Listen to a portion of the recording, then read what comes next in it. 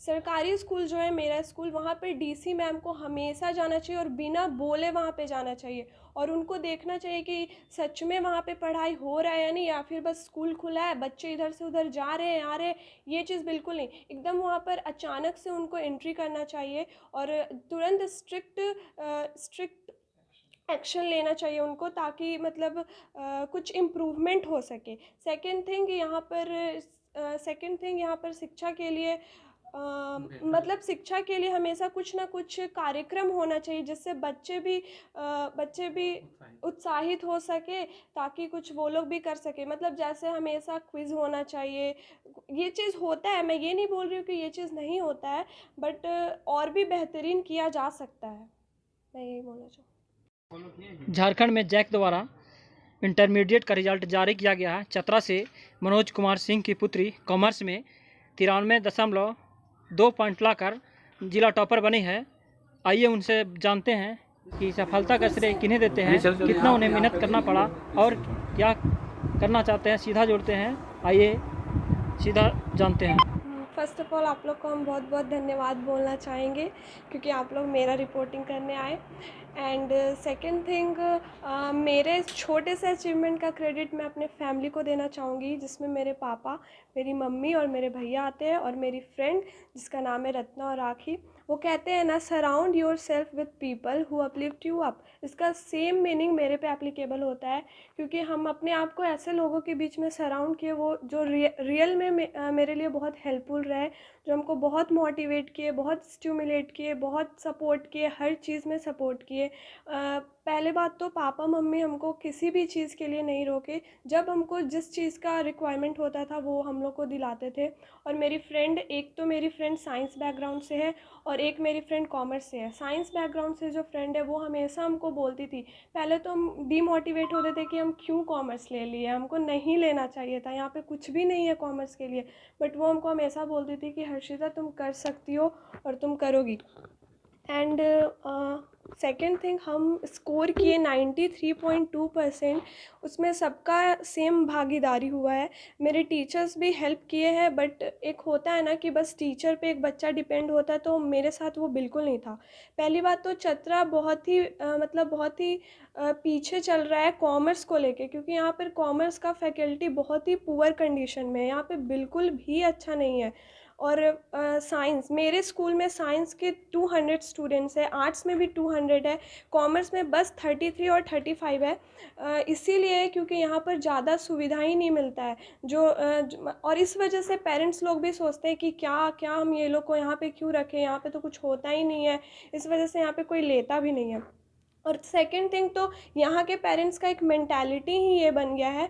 मैंने 10th में 83.4 percentage score किया था, और मेरा ऐसा भी नहीं था कि हम मैथ्स में बहुत ही पुअर थे और साइंस में भी बहुत पुअर थे, मतलब मेरा वो अच्छा था सब्जेक्ट, फिर भी हम कॉमर्स लिए। और मेरे पापा हमको कभी ये नहीं बोले कि बेटा तुम आईएससी करो, साइंस लो, अच्छा तो नंबर लाई है और साइंस में बहुत अच्छा तुमको करियर ऑप्शन मिलेगा, कॉमर्स में कुछ भी नहीं है, ऐसा कभी नहीं बोले।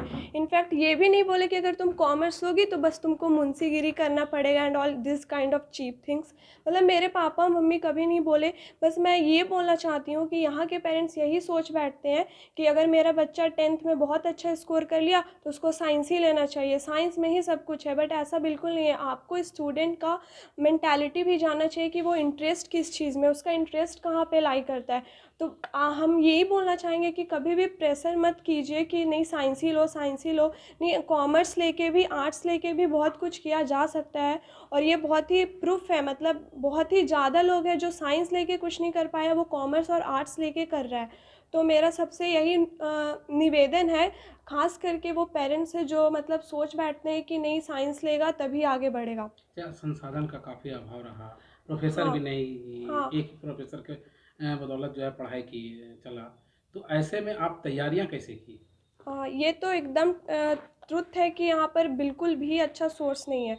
सबसे पहले तो यहाँ पे मतलब ट्यूशन जाते थे तो ट्यूशन रेगुलर नहीं होता था, और फिर मतलब टीचर बस 2 है जिसमें से मैं बस एक को जानती हूँ, कृष्णा सर को।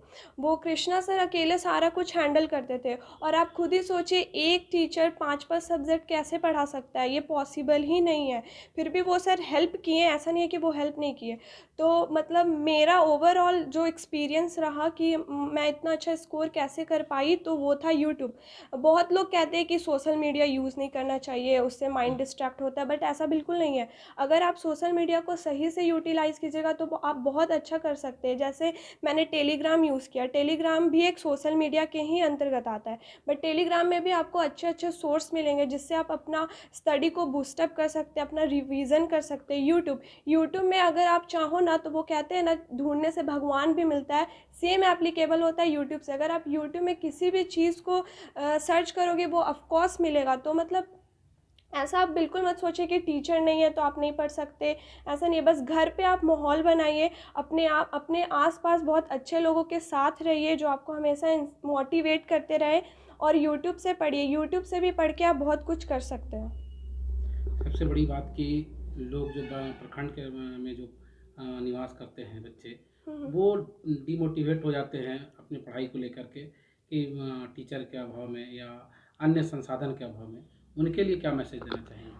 सबसे पहले तो book reading is very important thing. अगर आपके पास, ठीक है, फ़ोन नहीं है, ठीक है, फ़ोन नहीं है आपके पास, फिर भी आप बुक से पढ़ के भी बहुत कुछ कर सकते हैं। बस आपको बुक ऐसे थॉरली रीड नहीं करना है, बुक का एक एक लाइन समझना है। अगर आप किसी चीज़ को इंटरेस्ट ला के पढ़िएगा ना, तो उस चीज़ में आपको बहुत मन लगने लगेगा, और आप उसको एज अ फ्रेंड ट्रीट करने लग जाइएगा। तो सबसे पहले तो ऐसा बिल्कुल नहीं है कि आपके पास इंटरनेट नहीं है, यूट्यूब नहीं है, टीचर्स नहीं है, ऐसा कुछ नहीं हो सकता। मतलब ऐसा कुछ नहीं है कि वो रहेगा तभी हम कुछ कर सकते हैं। आप बुक पढ़ के भी बहुत कुछ कर सकते हैं।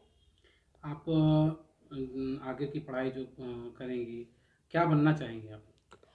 सबसे पहले तो हम कॉमर्स को ही परस्यू करेंगे क्योंकि हमको कॉमर्स अच्छा लगने लगा है। और सेकंड थिंग, चतरा में तो हमको सोशल वर्क भी करना है। सोशल वर्क फोर से एजुकेशन सिस्टम, चतरा का एजुकेशन सिस्टम बहुत ही पुअर है, और मैं ये ओपनली बोलना चाहूँगी। और मैं यहाँ पे डीसी मैम तक को ये चीज़ बताना चाहूँगी कि प्लीज़ आप चतरा में एजुकेशन सिस्टम को सुधारिए। हर एक स्कूल में जाके एटलीस्ट चेक कीजिए कि क्या हो रहा है क्या नहीं, क्योंकि स्कूल बस खुल जाने से नहीं होता है। स्कूल में सारा कुछ चल रहा है या नहीं, सब कुछ सही से हो रहा है नहीं, कि ये भी चेक करना चाहिए। मैं स्कूल में जब तक पढ़ी तब कभी भी मैंने डीसी मैम को आते हुए नहीं देखा। एक तो मेरा स्कूल गवर्नमेंट स्कूल है, एटलीस्ट ठीक है आप प्राइवेट स्कूल में नहीं आती हैं, एटलीस्ट मेरे गवर्नमेंट स्कूल में तो आके देखिए। बस स्कूल है, स्कूल अच्छा परफॉर्मेंस कर रहा है तो ठीक है, बट कैसे परफॉर्मेंस कर रहा है, किस बेसिस पे परफॉर्मेंस कर रहा है, ये भी तो आपको चेक करना चाहिए ना। स्कूल में एक तो स्कूल खुल जाने से नहीं होता है, वहाँ पे बहुत सारा बच्चा है, पूरा क्राउड है, और सबको लगता है बहुत सही है, बट ऐसा बिल्कुल नहीं है। वहाँ पर एक बार जाके चेक करना चाहिए कैसे पढ़ाई हो रहा है क्या नहीं हो रहा है। यही मैं बोलना चाहूँगी। माना जाए कि जिला प्रशासन लापरवाह है चतरा का। हाँ, ये तो मैं बोलना चाहूँगी।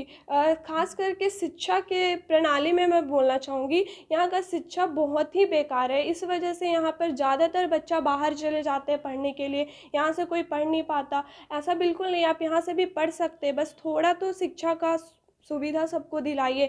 ज़रूरी थोड़ी ना है कि पूरा हम लोग इंटरनेट पे ही रिलायबल हो जाए। हम लोग को टीचर भी अच्छे चाहिए, फैकल्टी भी अच्छे चाहिए। तो मैं बस यही विनती करना चाहूँगी कि प्लीज़ शिक्षा प्रणाली को सुधारिए। एज अ टॉपर इन चीज़ों को कैसे बेहतर किया जा सकता है? इन चीज़ों को बेहतर मतलब कैसे बेहतर किया जाता है जो मतलब शिक्षा व्यवस्था जो लचर अच्छा, है, हाँ हाँ। उसको और बेहतर करने के लिए सरकार, आप जिला क्या प्रशासन कदम को ले? क्या कहना चाहेंगे? हाँ, सबसे पहले तो यहाँ पे जितना स्कूल खुला है, प्राइवेट का स्कूल का मैं बात नहीं कर रही हूँ क्योंकि प्राइवेट स्कूल तो होता ही अच्छा है। सरकारी स्कूल जो है, मेरा स्कूल, वहाँ पर डीसी मैम को हमेशा जाना चाहिए और बिना बोले वहाँ पे जाना चाहिए, और उनको देखना चाहिए कि सच में वहाँ पे पढ़ाई हो रहा है या नहीं, या फिर बस स्कूल खुला है, बच्चे इधर से उधर जा रहे हैं आ रहे हैं। ये चीज़ बिल्कुल नहीं, एकदम वहाँ पर अचानक से उनको एंट्री करना चाहिए और तुरंत स्ट्रिक्ट एक्शन लेना चाहिए उनको, ताकि मतलब कुछ इम्प्रूवमेंट हो सके। सेकंड थिंग यहाँ पर शिक्षा के लिए मतलब शिक्षा के लिए हमेशा कुछ ना कुछ कार्यक्रम होना चाहिए जिससे बच्चे भी उत्साहित हो सके, ताकि कुछ वो लोग भी कर सके। मतलब जैसे हमेशा क्विज़ होना चाहिए। ये चीज़ होता है, मैं ये नहीं बोल रही हूँ कि ये चीज़ नहीं होता है, बट और भी बेहतरीन किया जा सकता है, मैं यही बोलना चाहूँ। क्या कहना चाहेंगे आप? बेटी अपना लगन मेहनत से टॉप की है और अपने गुरुजनों की ये से उनका भी स्थान रहा है टॉप लाने में। हम उनका बुराई नहीं कर सकते हैं। तो कैसा महसूस हो रहा है जब बेटी टॉप हाँ, की है? कैसा टॉप महसूस की हो रहा है? हम तो बहुत खुश हैं। टॉप की है तो हम बहुत खुश हैं और हम यही चाहते हैं कि वो भी और आगे बढ़े।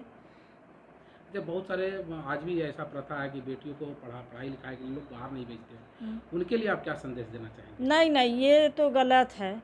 बाहर हम तो भेजेंगे और सबको, सब परिवार जनों को भेजना चाहिए बाहर, ताकि लड़की लोग और आगे बढ़े। एक छोटे से जिला में पढ़ाई लिखाई किया, सीमित संसाधन के बीच पढ़ाई की है, पढ़ाई की या काफ़ी स्ट्रगल की है, उसमें आप लोगों का कैसा योगदान रहा? मेरे साथ हम तो उसको बहुत ज़्यादा ये किए कि पढ़ो यहाँ, मैट्रिक के बाद ही बाहर जाना चाहिए, लेकिन हम बोले नहीं, चतरा में ही रह के पढ़ो, तुम आगे बढ़ेगी, यहाँ भी पढ़ाई अच्छा होगा। नाम बता दीजिए। राखी Singh. So I will be giving you a separate video of just 1 hour where I'll be just brushing up all the theory that comes in the exams, the formulae, and the video rahega that will be separate, and I'll give you